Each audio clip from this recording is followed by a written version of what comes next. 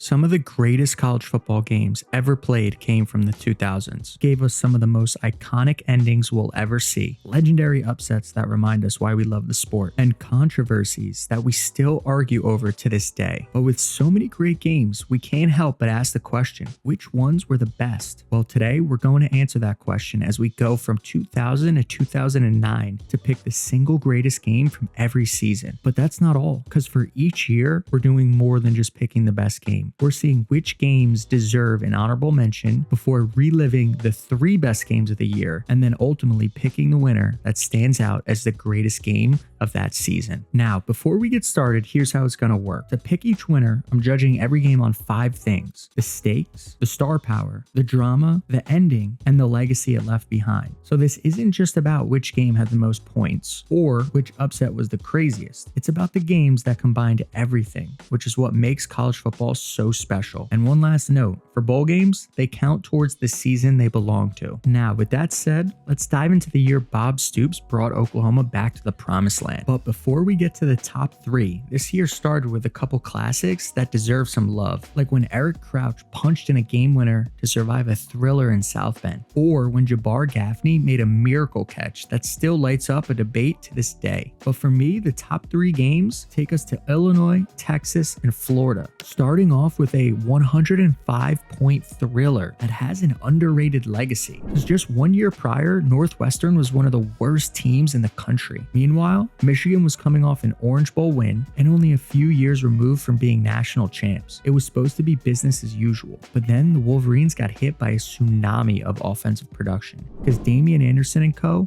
put up a ridiculous 654 yards, 6 touchdowns, and a total of 54 points, including a beautiful game winner to cap off a last-minute drive. But what makes this game more than just a back-and-forth thriller is the legacy, because it became one of the clearest early examples of how transformative the spread offense could be. But for as good of a game as this was, the next game had national title stakes on the line when Oklahoma rolled into College Station, because the Sooners were the top-ranked team with a Heisman front-runner leading them. But for 3.5 quarters, their dream season looked like it was about to come crashing down. That is until Oklahoma came alive with a 22-point fourth quarter rally, highlighted by a monumental pick 6 to take the lead. But even then, the Sooners still had to stifle one last A&M push. The thrilling comeback could not have been more important, because without it, there's likely no 2000 Oklahoma national championship. But even as important as Oklahoma's survival was, the greatest game of 2000 had the complete package. Not only did we have 2 of the biggest brands in the sport fighting for a shot at the title, but we also had an insane amount of talent spread across the field. Yet even still, this game somehow exceeded expectations, because Miami shocked everyone by jumping out to a 17-point lead until Chris Weinke stormed his Seminoles back to retake the lead late in the 4th, only for Dorsey and Shockey to give the Canes the final answer. But because this was Miami, Florida State, it had to come down to one final kick. And instead of erasing horrors of the past, for the 3rd time in the rivalry, the kick sailed wide right. Add on the fact that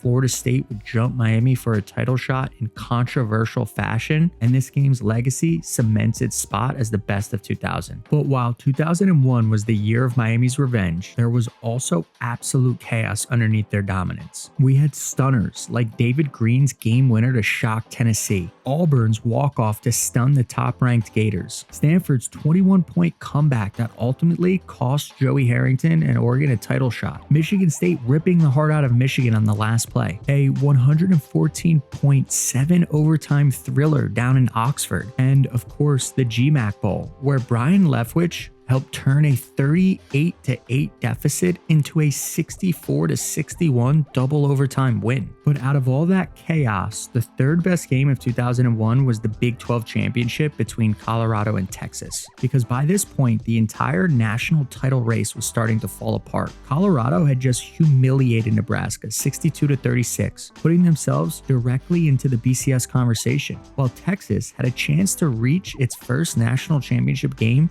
since 1970, so the stakes were massive, and immediately we had a shootout on our hands with Colorado jumping out to an early lead before the Longhorns punched back in the second half to make it a 1-score game, and the ending gave us drama as a brutal penalty cost Texas a chance to get the ball back, ultimately allowing Colorado to make it a 2-score game and seal the deal. But besides being an incredible Big 12 championship, the legacy is an important piece of this game, because even though Colorado destroyed Nebraska and took out third-ranked Texas, they had to watch Nebraska get the title shot in another defining BCS controversy. But the runner-up was a game with a direct path to the national championship on the line. Oklahoma was the defending champion, riding a 20-game win streak, while Nebraska was undefeated, behind one of the most dangerous players in the sport. Now, this game didn't have the scoring of previous games we've reviewed. It was, without a doubt, a defensive slugfest, but its ending gave us one of the most iconic Heisman moments ever, when Eric Crouch caught Nebraska's Black 41 flash reverse to secure the win and cement his place in history. So even though Nebraska ended up getting blown out in their last 2 games, this game had the ultimate stakes and an iconic fourth quarter game-winning moment that lives on in college football history. But for as important as that game was, the greatest game in 2001 happened in Gainesville, because not only was the SEC East, the SEC title,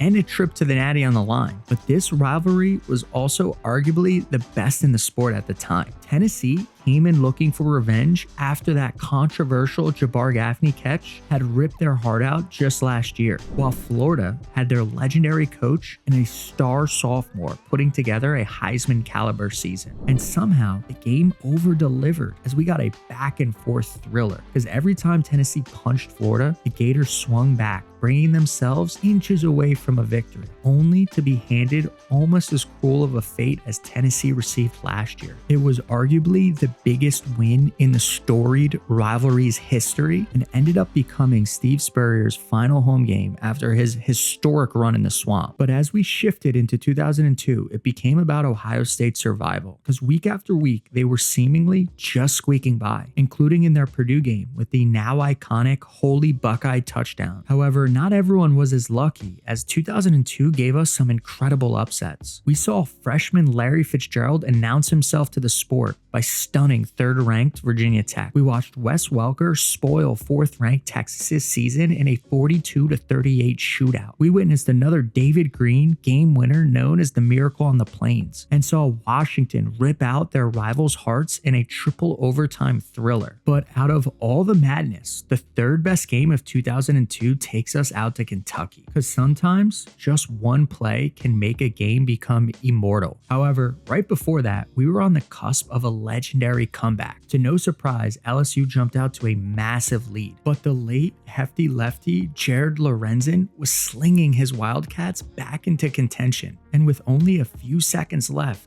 it looked like he had led Kentucky to one of their biggest wins. But as the Wildcats celebrated on the sidelines and fans lined up to storm the field, LSU ripped Kentucky's heart out with one of the most iconic plays in college football history.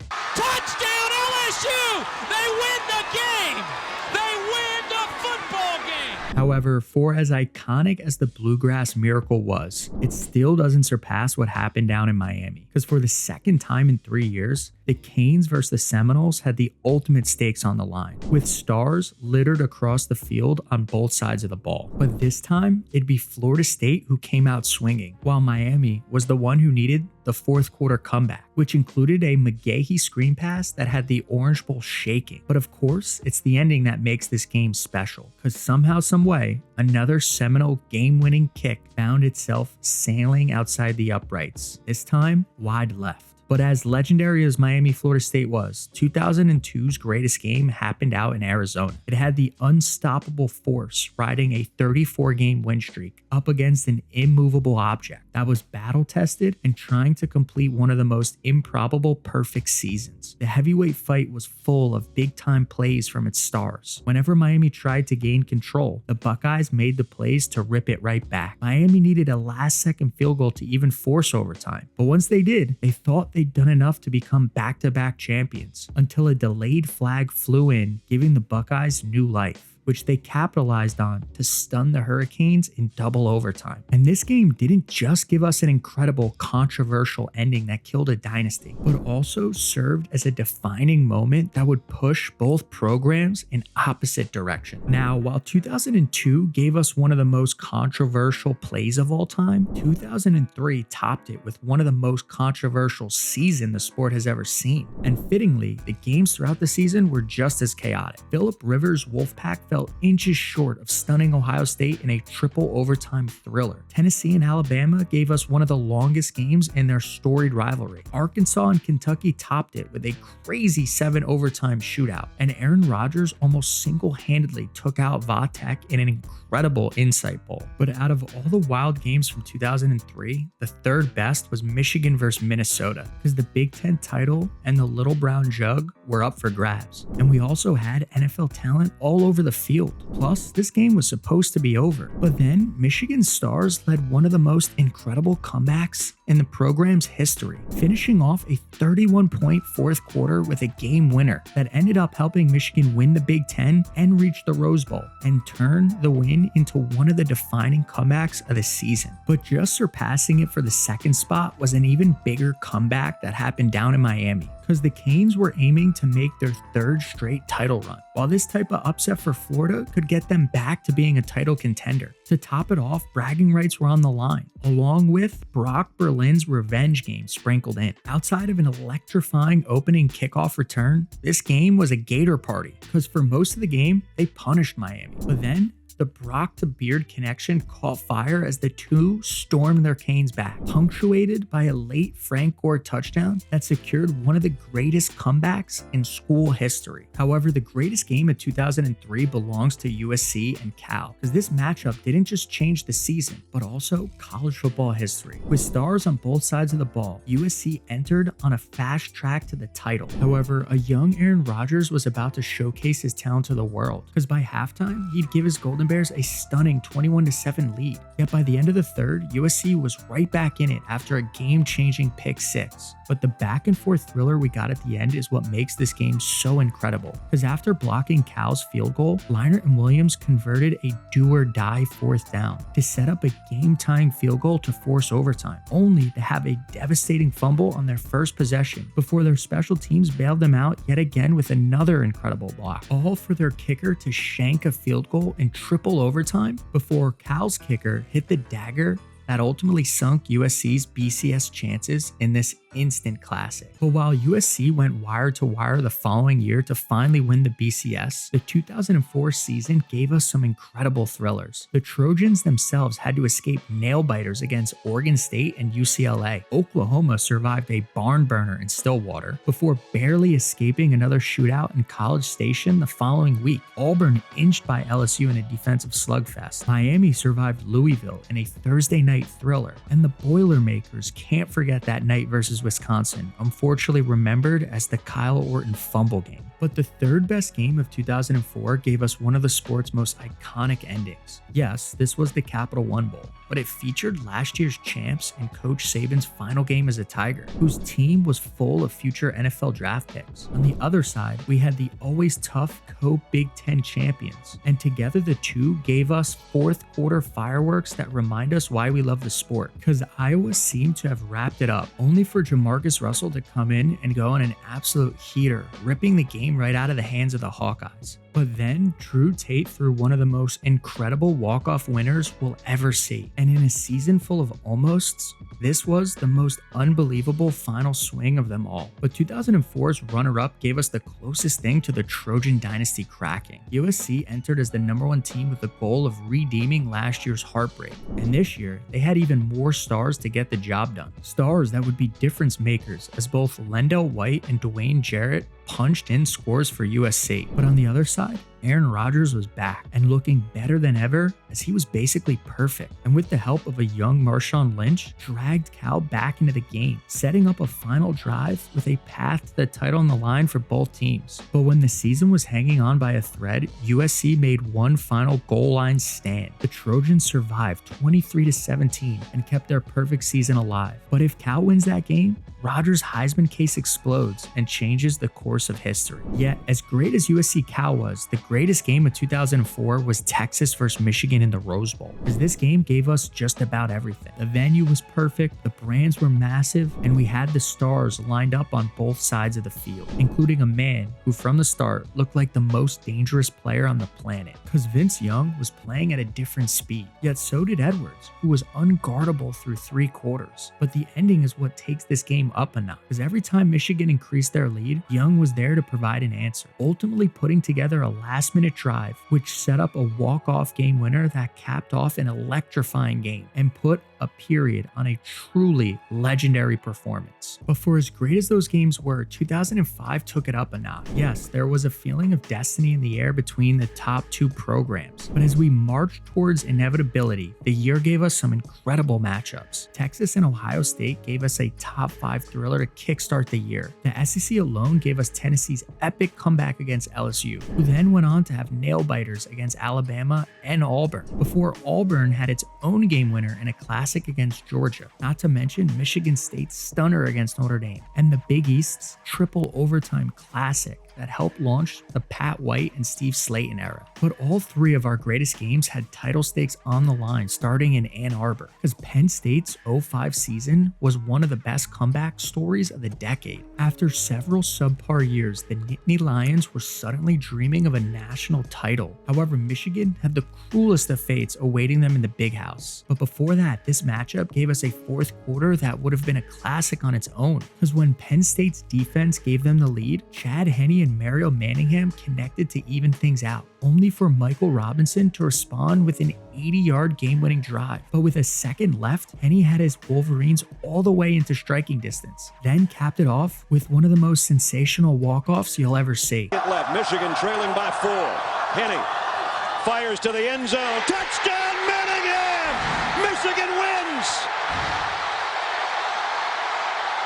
Yet for as incredible of an ending as that was, the game happening on NBC at the same time was even more legendary, because the Bush Push game has an argument for being the best regular season game of all time. Not only did we have a revived version of one of college football's greatest rivalries, but we had USC at the peak of its power, chasing history behind the biggest stars in the sport, while Charlie Weiss and Brady Quinn had the Fighting Irish back in the national spotlight, and together the two gave us an epic heavyweight slugfest. When USC jumped out to a lead, Notre Dame fought back, snagging momentum with Tom Zbikowski's 60-yard punt return touchdown. And even when Reggie Bush looked like he was about to put the Superman cape on, Brady Quinn responded with a score that put the Trojans' repeat hopes on life support. But then the luck of the Irish ran out, because right after Leinart found Dwayne Jarrett on a 4th and 9 prayer, he somehow saved 1 second on the clock after his desperate dive for the end zone. And then on the final play, when it seemed like he'd be stuffed, Reggie gave him a push that lives in infamy, saving the Trojan dynasty and giving us one of the most controversial endings in the sport's history. But even as legendary as the Bush push was, the greatest game of 2005 is an obvious one, because we had 2 of the sport's biggest brands colliding in the granddaddy of them all, with some of the biggest stars the sport's ever seen leading each side.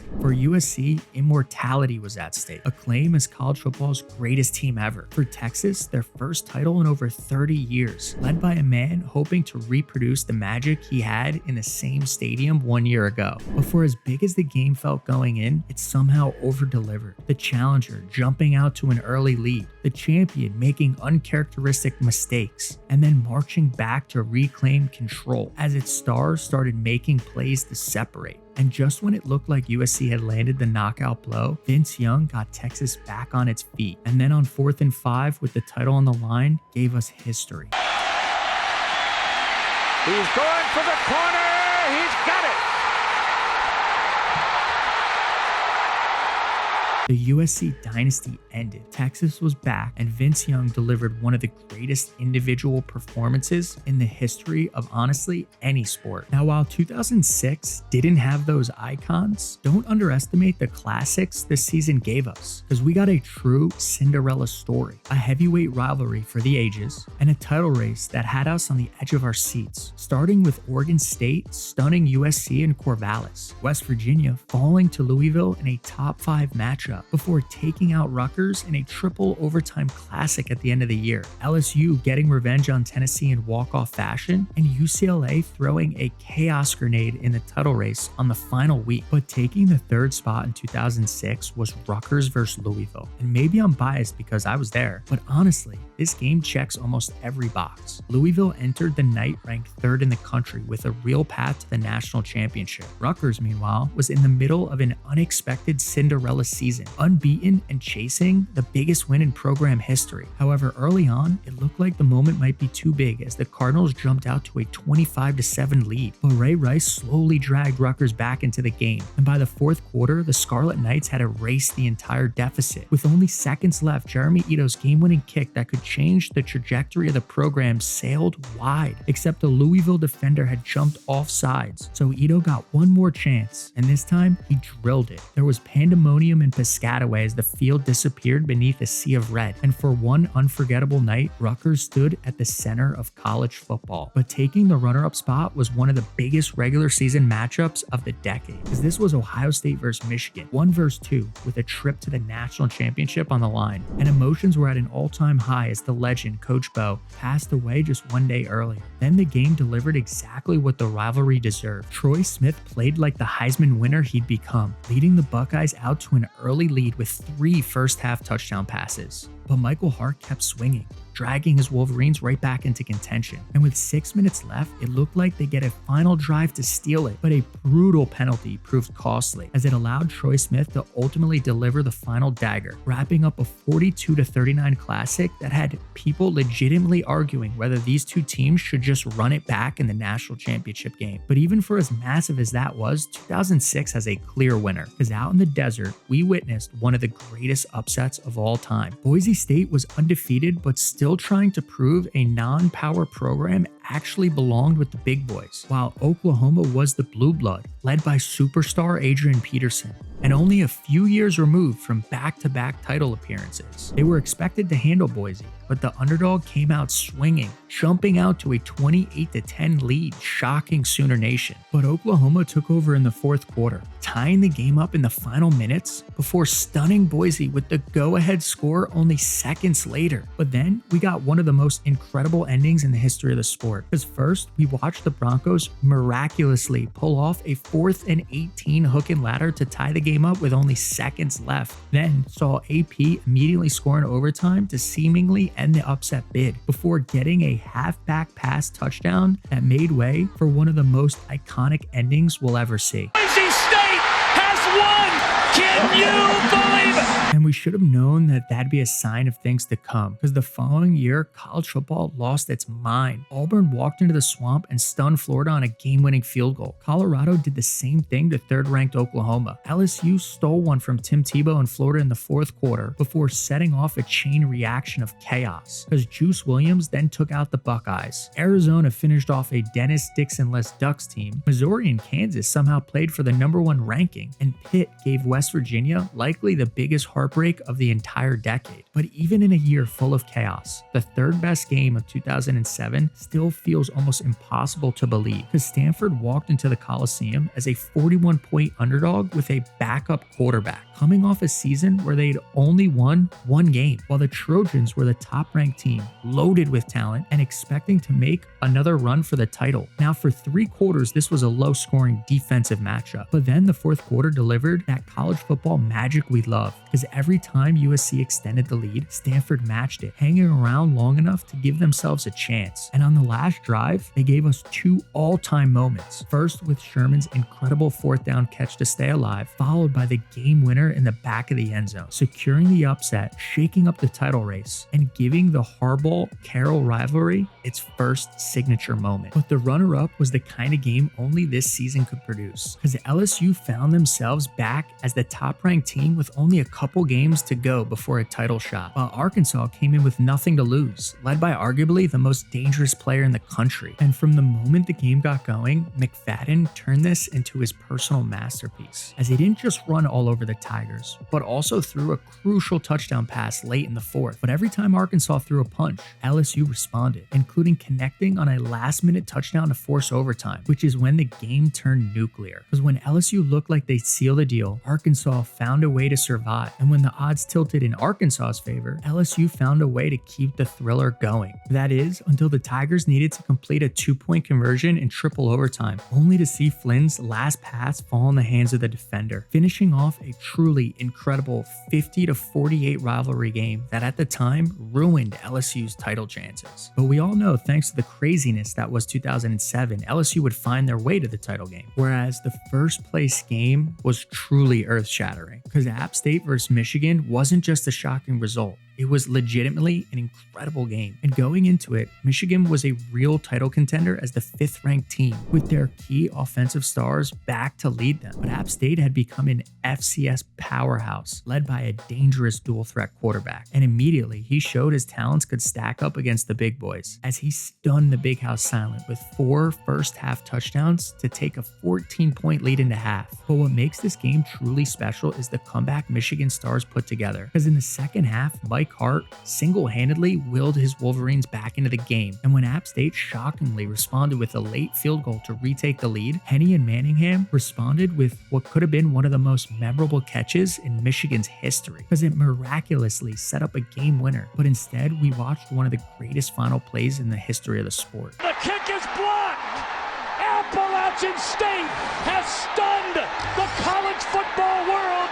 One of the greatest upsets in sports history. Michigan's national title dream was dead before September even started, and in a season defined by chaos, the greatest upset in college football history became the perfect opening scene. But somehow, after everything we just covered, 2008 gave us another season where almost no one was safe. Oregon State once again stunned the top-ranked Trojans in Corvallis, only to see themselves losing on a walk-off winner to Utah 1 week later. Ole Miss shocked 4th-ranked Florida in the Swamp. Texas survived a top 10 fight with Oklahoma State. Alabama went into Baton Rouge for Nick Saban's return and escaped LSU in overtime. Iowa ripped away Penn State's perfect season with a game-winning field goal. And in the Fiesta Bowl, Texas beat Ohio State on a last-minute touchdown. But the third best game of 2008 was the SEC Championship between Florida and Alabama, because this was a mega matchup between two mega programs fighting for the ultimate stakes. In just 1 year, Saban had transformed Alabama into the top team in the country, while Tim Tebow was a man on a mission ever since that Ole Miss game. And for 3 quarters, we got a back-and-forth heavyweight fight. When Tim Tebow made game-changing plays, Bama's young stars responded with their own, taking a lead into the 4th. But that's when the reigning Heisman winner put on his cape, delivering back-to-back touchdown drives to close the game. It wasn't the craziest ending, but the stakes, star power, and legacy of this heavyweight bout earns this game its spot. But the runner-up also had title stakes on the line in one of the sport's greatest rivalries. Oklahoma entered as the top-ranked team, looking unstoppable behind their sophomore star, while Texas was 5th, led by Colt McCoy, having an equally as impressive season. And once the Red rivalry kicked off, it turned into exactly the kind of heavyweight fight the Big 12 South deserved. Because every single time Sam Bradford landed a shot on Texas, the Longhorns had a response waiting for him, giving us a back-and-forth thriller with one explosive play after the next. Then in the 4th quarter, with the game hanging in the balance, Texas delivered the final surge, scoring 15 unanswered points to rip the game and the top-ranked spot away from the Sooners. But the legacy is what makes this game even bigger, because although Texas won, it'd be Oklahoma that find itself as the winner of that year's Big 12 South chaos. And the reason for that is thanks to a game that happened 3 weeks later in Lubbock, because that game gave us one of the all-time endings in the sport's history. Texas was riding high, having beaten essentially 3 straight top 10 teams, while Texas Tech was on a heater behind its own stars, ready to deliver the biggest night in program program history in front of a home crowd. And early on, it looked like they might run Texas out of the stadium. But Colt was a Heisman favorite for a reason, storming his Longhorns right back into the game before snacking the lead with just over a minute left. But that's when Harrell and Crabtree gave us the moment that defined the season. Because after the Red Raiders avoided catastrophe on the final drive, with a second left, the two gave us that iconic moment. Got the big man, Crabtree, pulls free, and touchdown, Red Raiders with a second to go. The ending was the cherry on top to an incredible game. And in a season full of chaos, Crabtree's catch became the image everyone remembers. And then we get to 2009, a season defined by close calls. First, with one of the sport's former great rivalries once again giving us an incredible ending. Then Notre Dame and Michigan followed that up 1 week later with a walk-off winner. We had top-ranked Florida surviving Arkansas in a game that nearly derailed the Gators' repeat title hopes. Clemson extinguishing Miami's attempt to once again become a title contender. Alabama's comeback in a massive top 10 showdown with LSU. Texas and Texas A&M traded punches in a wild Thanksgiving rivalry game. And then an Iron Bowl forever immortalized by The Drive. But the third best game of the year nearly rewrote the national championship race. And at first glance, a 12-10 game might not seem like it belongs in a greatest games conversation, but the stakes and drama-filled ending make this game stand out. Alabama entered as the top-ranked team, looking unbeatable behind its stars, while Lane Kiffin was looking to ruin their entire season. A blowout was expected,